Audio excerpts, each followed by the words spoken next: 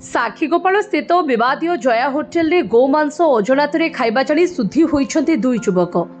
श्रीमंदिर मुक्तिमंडप ब्राह्मणों प्रायश्चित हेबा निमंते युवक दुई जण विधि ग्रहण करी शुद्धि होइछन्ते। तेबे मालती पाटपुरर ए दुई युवक हेले कैलाश चंद्र परिडा एवं जोगेन्द्र मल्लिक।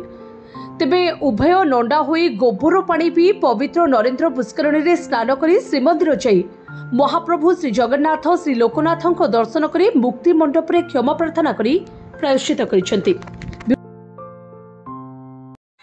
भीतर किसी कथा ना अमुद पर बोला भाई कहते एत चर्बी से आने कौटू आउ समस्ते जो फैमिली जो मैंने कस्टमर जाते समस्ते कहते आमको चर्बी दिए तेणुक चर्बी से एत प्रचुर भाव में आने कौटू समस्त आम यहाँ स्पष्ट भाव में जानी सारे आम मन को पाप छुँचु जहाँ मन को पाप छुँचु से करूँ आम जगन्नाथ प्रेमी आमको भल लगुनि आमको आज 8 दिन है आमको बाड़े पिटी विष कहला भाई लगुला एवं आज्ञा यार जो पार्थिती आम कलापर आमको एवं निजक शांति लगुच आम भावुँ एमती समस्ते कले समस्त भल लगे आ समस्त घरे जो आज्ञा ये जो जया होटेल खाई आसिक विभ्राट करते मारुले बहुत प्रकार अत्याचार करते या सब बंद हम किंतु आम एति सरकार पाखे नवेदन रखू ए प्रभु ए ओडिशा रे ए गो मांस केमिति हटू आर पुनर्बार केमिति आगु जेमति कोनोसी क्षेत्र में कौ मैंने जमी न देखु आर तुरंत कार्यानुष्ठान आम जगन्नाथ अच्छा आम समस्ते दोषी हेलु आम क्षमा प्रार्थना करूँ। जय जगन्नाथ प्रभु आमको मुक्ति कर। जय जगन्नाथ।